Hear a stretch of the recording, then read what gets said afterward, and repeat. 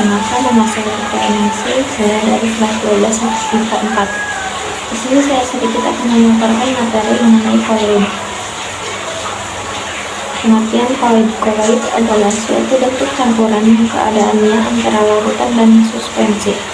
Koloid tergolong sistem dua fase, yaitu satu fase terdispensi atau terlarut adalah zat yang dispensikan bersifat diskontinu, terputus-putus. 2. Medium dispersi atau pelarut adalah zat yang menjadi medium untuk dispersi, bersifat kontinu atau berkelanjutan.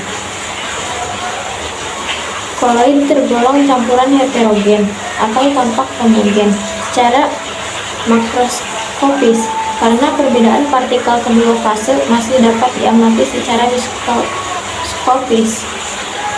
Adapun ciri-ciri dari koloid yaitu ciri-ciri sistem larutan yaitu 1. Dispersi molekuler, 2. Sifat campuran homogen, 3. Dimensi partikel kurang dari 1 nanometer, 4. Sistem satu fase dan relatif stabil. Yang kelima itu tidak dapat disaring. Contohnya larutan gula, larutan garam, alkohol, cuka, spiritus, air laut, bensin, dan udara bersih. Koloid yang medium pendispensinya cair. Dikenal dua jenis koloid berdasarkan interaksi antar fase terdispensi dan dasa pendispensi, yaitu sebagai berikut. Koloid liofob berasal dari bahasa Yunani yang berarti takut cairan.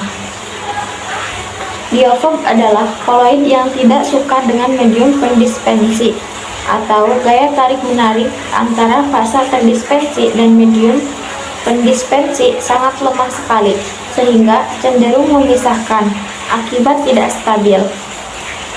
Yang kedua, ada koloid liofil. Liofil berasal dari bahasa Yunani yang berarti suka campuran. Liofil adalah koloid yang suka dengan medium pendispensinya atau terdapat gaya tarik-menarik yang cukup kuat antara fase terdispensi dengan medium pendispensi sehingga sulit dipisahkan atau sangat stabil.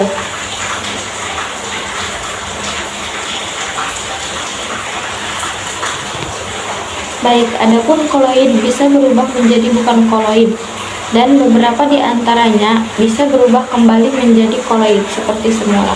Berdasarkan perubahan tersebut dikenal dua kelompok koloid, yaitu 1. Koloid reversible atau koloid yang dapat balik. Koloid reversible adalah koloid yang jika dibiarkan akan berubah menjadi tidak koloid, namun bisa berubah kembali menjadi koloid. Yang kedua, koloid irreversible atau koloid yang tidak dapat balik. Koloid irreversible yaitu koloid yang jika dibiarkan akan berubah menjadi bukan koloid dan tidak bisa kembali berubah menjadi koloid. Selanjutnya yaitu sifat-sifat koloid. Sifat-sifat koloid diantaranya: A. Efek tidal. Efek tidal merupakan penghambur berkas sinar oleh partikel koloid. Contoh dari efek tidal yaitu sorot lampu mobil yang dihamburkan pada malam hari yang berkabut. B. Gerakan Brough. Gerakan Brough merupakan gerakan partikel koloid yang bergerak zigzag atau bergerak lurus dan patah-patah. C. Adsorpsi merupakan penyerapan ion-ion pada permukaan koloid oleh partikel koloid sehingga partikel koloid menjadi bermuatan. D. Elektroforesif.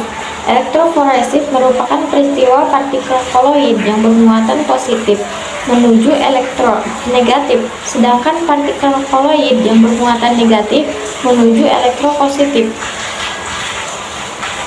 Dan selanjutnya, koagulasi merupakan penggumpalan koloid karena elektrolit yang memuatnya berlawanan.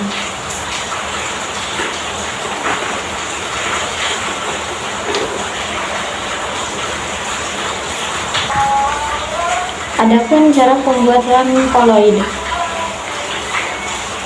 Koloid dapat dibuat dari sistem larutan atau sistem suspensi. Cara pembuatan koloid dibedakan menjadi dua, yaitu cara kondensasi dan cara dispersi. Cara kondensasi dilakukan dengan agregasi partikel larutan menjadi koloid. Di antaranya 1. Reaksi redoks, 2. Reaksi hidrolisis, 3. Reaksi dekomposisi rangkap, 4. Penggantian pelarut. Adapun cara dispersi dilakukan dengan pemecahan partikel kasar menjadi koloid, yaitu 1. Cara mekanik. Cara mekanik dilakukan dengan penggerusan butir-butir kasar dengan alat penggerus, lalu diaduk dengan medium pendispensi. Busur beradi digunakan untuk membuat sol logam dan merupakan campuran.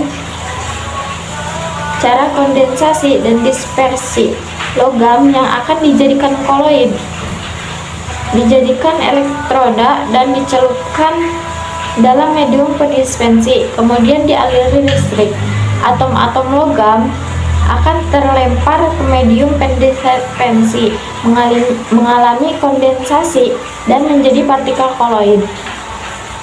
Pembuatan koloid terkadang terganggu oleh ion-ion yang mengganggu kestabilitasan koloid. Dialisis adalah suatu proses penghilang ion-ion pengganggu kestabilan koloid. Proses dialisis. 1. Sistem koloid dimasukkan ke dalam kantong koloid yang bersifat semi-permeabel. 2. Kantong koloid lalu diberi atau dimasukkan ke tempat yang terdapat air yang mengalir. 3. Air yang mengalir membawa ion-ion pengganggu dan molekul sederhana, namun tidak membawa partikel-partikel koloid. Contoh dialisis yaitu 1. Proses filtrasi darah oleh ginjal yang menyaring darah dengan tidak meloloskan sel-sel darah dan protein darah. Yang kedua, proses dialisis darah atau cuci darah bagi penderita gagal ginjal. Cukup sekian dari saya. Wassalamualaikum warahmatullahi wabarakatuh.